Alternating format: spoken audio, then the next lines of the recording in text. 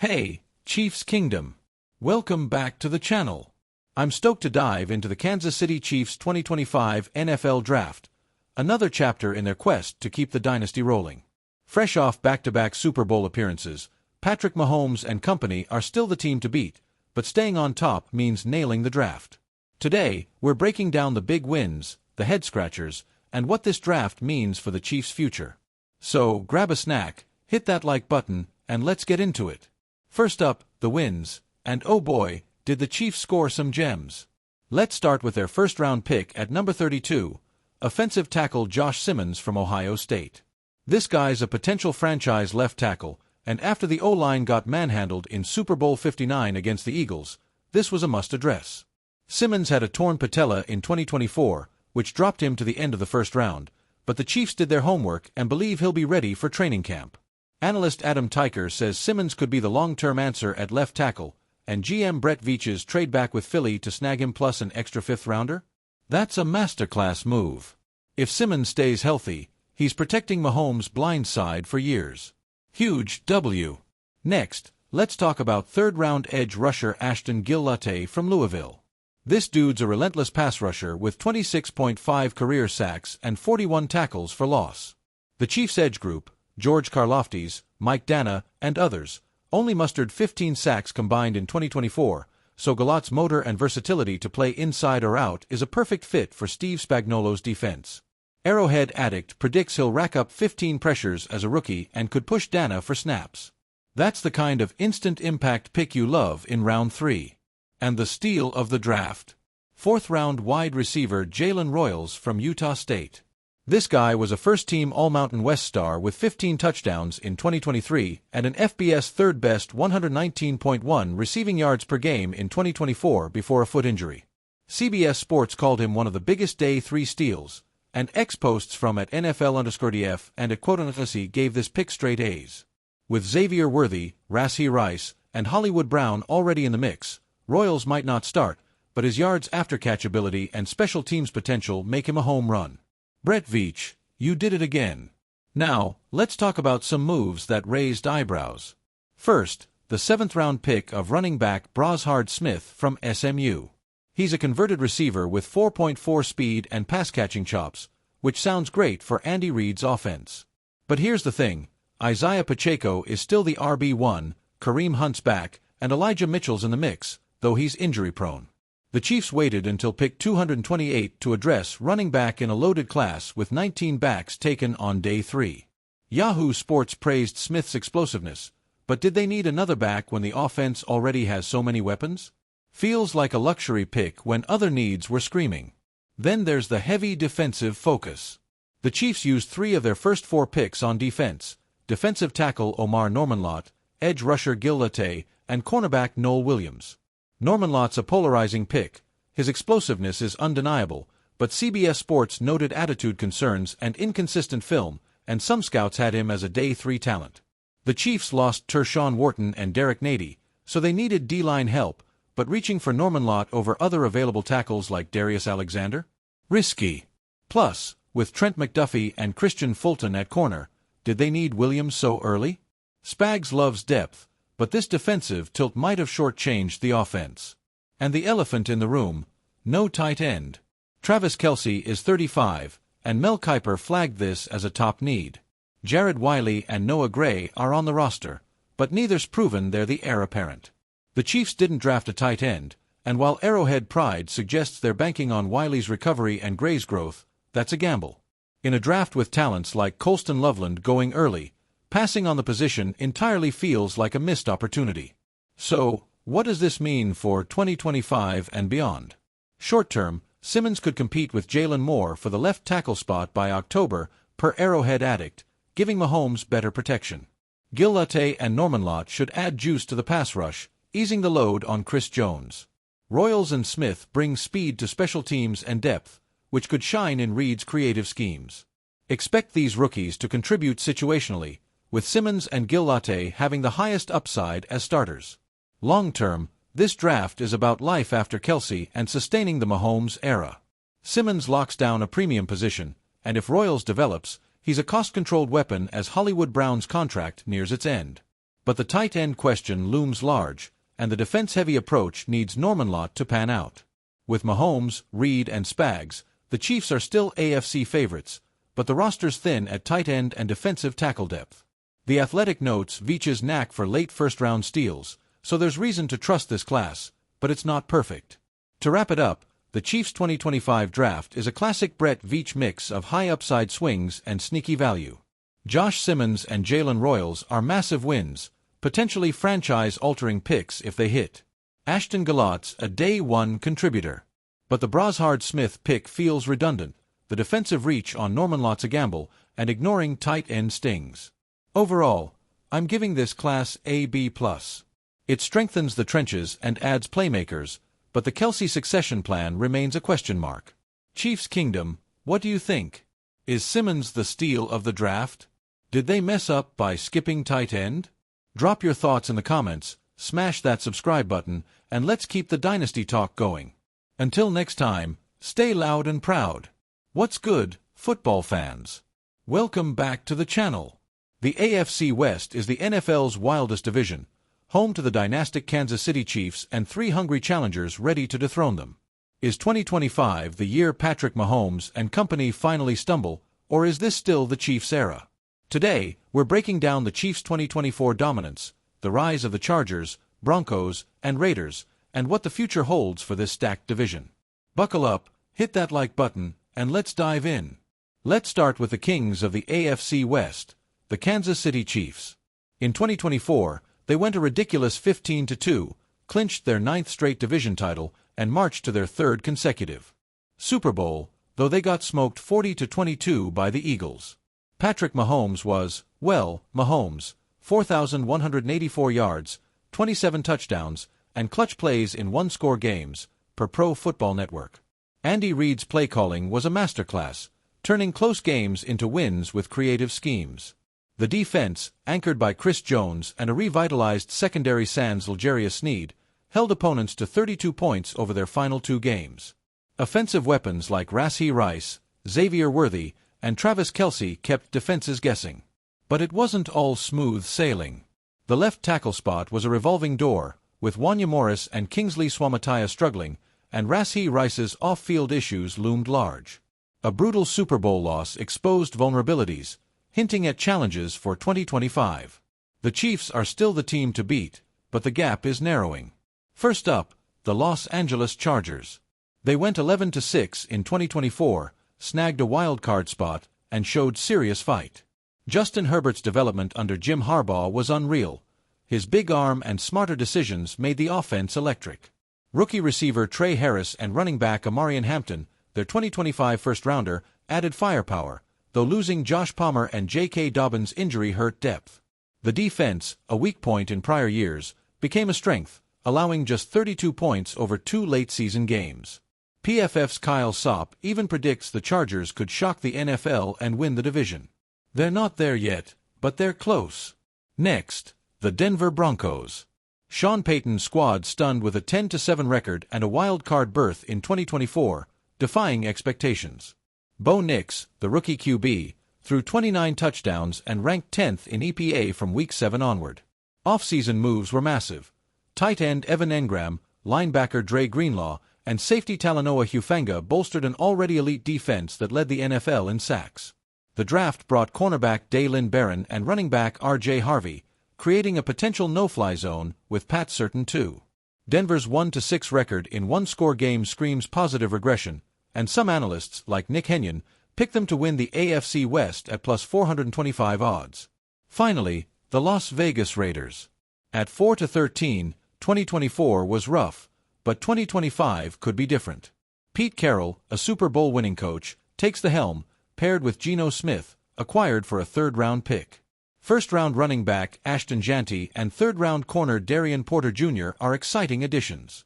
Tight end Brock Bowers, 933 yards in 2024, and running back Sincere McCormick, 5.5 YPC, give them playmakers. But losing linebacker Robert Spillane and corner Nate Hobbs hurts, and the roster still lacks depth. Ex-posts are optimistic about Carroll's impact, predicting a 7-10 floor, but they're a long shot for the crown. Patrick Mahomes is 29, in his prime, but his durability is worth watching. He's played 17 game seasons plus deep playoff runs for 7 years straight. Can his body hold up under that workload? So far, he's Iron Man-esque, but the Chiefs' reliance on him in one-score games, all 6 division games in 2024 were close, is a risk. The AFC West's dynamics are shifting fast. Young stars like Bo Nix, Justin Herbert, and Brock Bowers are emerging, and coaching pedigrees, Reed, Harbaugh, Peyton, Carroll, make this division a chess match. The Chargers and Broncos are closing the gap, with Denver sweeping the Raiders and nearly upsetting the Chiefs in 2024. The Raiders, while behind, have a high variance ceiling with Carroll's leadership. Draft picks and free agency will tip the scales. The Chiefs' 2025 class, led by Josh Simmons and Jalen Royals, shores up key weaknesses. The Chargers need Trey Harris to deliver, while Denver's defensive additions could make them elite. The Raiders' success hinges on Janty and depth signings. One bad draft or injury could flip the division's balance. Let's talk 2025 playoffs. The Chiefs are locks, with a 13-4 ceiling if Simmons stabilizes the O-line. The Chargers have a 70% shot at a wild card, maybe 10-7, but Dobbins' health and receiver depth are question marks. The Broncos could hit 11-6, with a 60% playoff chance if Nix takes a leap. The Raiders, a 20% shot at 8-9, but they're rebuilding. Key matchups to watch: Chiefs vs. Chargers in Week 1, Brazil, could set the tone. Herbert vs. Mahomes is must-see TV. Broncos vs. Chiefs in Week 6 on Thursday Night Football is a statement game for Nix. Raiders vs. Chargers will pit Carroll's grit against Harbaugh's discipline. Bold prediction: the Denver Broncos win the AFC West at 12-5. Why? Their top-ranked defense, upgraded offense with Engram, and Nix's growth give them the edge. They were a blocked field goal away from beating the Chiefs in 2024 and split with the Chargers. Kansas City's O-line woes and Super Bowl hangover tip the scales. It's a long shot, but Denver's ready. Looking long-term, the AFC West is a powerhouse. The Chiefs' dynasty hinges on Mahomes and Reed, but they're not invincible. Another decade of dominance isn't guaranteed. The Chargers are a quarterback away from contending, and Herbert's prime is now. The Broncos, with Nix and Peyton, could be the next big thing if they sustain their 2024 leap. The Raiders are a wild card. Carroll's track record suggests a faster rebuild than expected. This division produced 3 playoff teams in 2024, and 2025 could see more. Free agency, drafts, and injuries will shape the next 5 years, but the coaching and young talent make the AFC West a battleground. Will the Chiefs keep their crown, or will a new king rise? One thing's for sure, 2025 is gonna be a banger. What do you think, fans? Are the Chiefs untouchable, or are the Broncos, Chargers, or Raiders ready to steal the throne? Drop your predictions in the comments, smash that subscribe button, and let's get hyped for the AFC West's next chapter. Peace out. What's up, Chiefs Kingdom? Welcome back to the channel. The Kansas City Chiefs just wrapped their 2025 rookie minicamp, and it was a wild first look at the future of this dynasty. From jaw-dropping plays to some head-scratching moments, we've got surprises, concerns, and everything in between. Today, we're breaking down the top performers, unexpected standouts, red flags, and what it all means for the 2025 season. So, grab your Arrowhead gear, smash that like button, and let's dive into the Chiefs' rookie minicamp. Let's kick it off with the rookies who lit up the minicamp. First, 4th-round wide receiver Jalen Royals from Utah State was a straight-up star. This dude hauled in 10 catches across 7 on 7 and 11 on 11 drills, including a highlight reel grab downfield despite tight coverage, per Chiefs.com. Royals' explosiveness and yards after catch ability, 1,080 yards and 15 touchdowns in 2023, scream Andy Reid playmaker. He's fighting for WR4 snaps behind Rashee Rice, Xavier Worthy, and Hollywood Brown, and his special teams potential could lock him onto the 53-man roster. Clip that catch, Chiefs Kingdom, it's a preview of what's coming. 3rd-round edge rusher Ashton Gill-Latte from Louisville was another standout. With no pads or live contact allowed, he still disrupted QBs with 2 explosive pass rush moves that threw off their timing, per Matt McMullen's notes. Gillatte's 26.5 career sacks and versatility to play inside or out make him a perfect fit for Steve Spagnuolo's defense. He could push Mike Dana for rotational snaps and rack up 15 pressures as a rookie, per Arrowhead Addict. Show those rush clips. Gillott's motor is relentless. And don't sleep on undrafted tight end Jake Briningstool from Clemson. He stole the show with 2 leaping catches in tight coverage, looking like a legit red zone threat. With Travis Kelce at 35, Briningstool's size, 6 feet 6 inches, 241 pounds, and hands could earn him T3 reps over Noah Gray or Jared Wiley. These guys are raising eyebrows already. Now, let's talk surprises. Players who came out of nowhere to turn heads. 7th-round running back Brashard Smith from SMU was a shocker.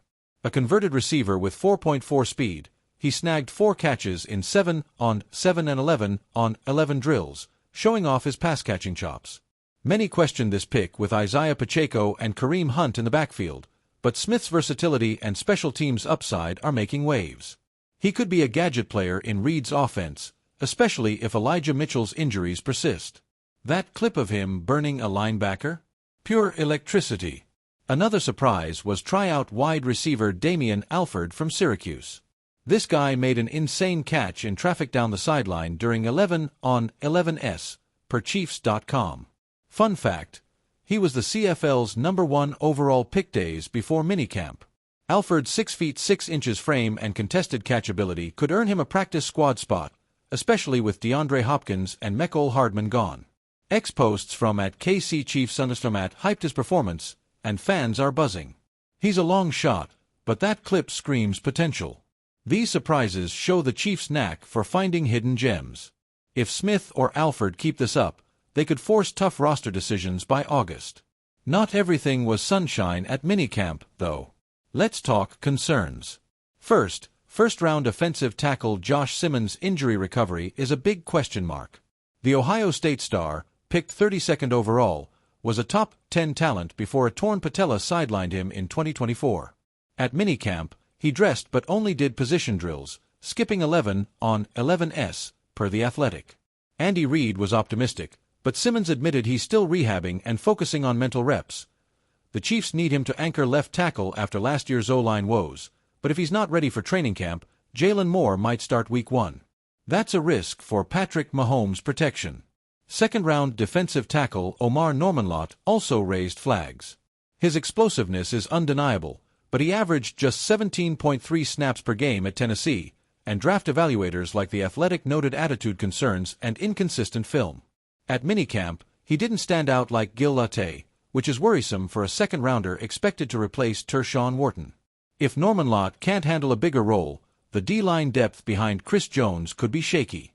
Finally, the tight end situation is a lingering concern. Briningstool looked great, but the Chiefs didn't draft a tight end, banking on Kelce, Wiley, and Gray. Kelce's 35, and neither Wiley nor Gray has proven their T1 material.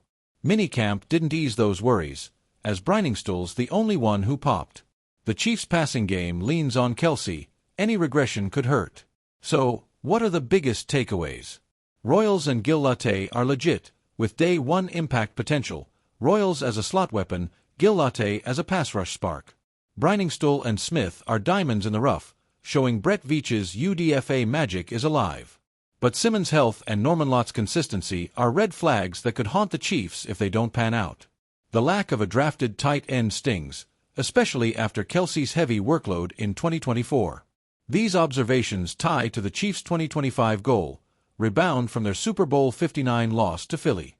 They need a stronger O-line and deeper D-line to protect Mahomes and pressure QBs like Jalen Hurts. Royals and Gil Latte are steps forward. Simmons and Normanlott need to catch up. The Chiefs' rookies have a shot to reshape the starting lineup. If Simmons locks down left tackle and Gil Latte earns 20 snaps a game, this team's ceiling is scary. But if Simmons isn't ready or Normanlott flops, the trenches could be a weak link. Chiefs Kingdom, the 2025 season is shaping up to be a banger. Our new talent's got serious potential. Is Jalen Royals the next big thing? Are you worried about Simmons' knee? Drop your thoughts in the comments, hit that subscribe button, and let's get ready for training camp. Chiefs Kingdom, stay loud and proud. What's good, Chiefs Kingdom? Welcome back to the channel. Patrick Mahomes isn't just a quarterback, he's a game changer, a 3-time Super Bowl champ rewriting the NFL's playbook. But what's the secret sauce behind his magic? Today, we're unveiling the new Mahomes playbook for 2025, diving into Andy Reid's genius, the Kelsey connection, and how this offense is set to dominate again. Buckle up, hit that like button, and let's break it down. Patrick Mahomes burst onto the scene in 2018, throwing 50 touchdowns and 5,097 yards as a first-year starter, earning MVP at 23. His meteoric rise wasn't just stats, it was a revolution. No-look passes, sidearm throws, and backyard scrambles made defenses dizzy. Time called his style unorthodox, improvisational, rewriting the QB blueprint. Since then, he's led the Chiefs to 3 Super Bowl wins, going 15-2 in 2024 despite a 40-22 Super Bowl 59 loss to Philly. Andy Reid's playbook is the rocket fuel. Known for 400-plus passing plays, Reid's schemes thrive on creativity. Think jet motions, RPOs, and layered route concepts that exploit mismatches.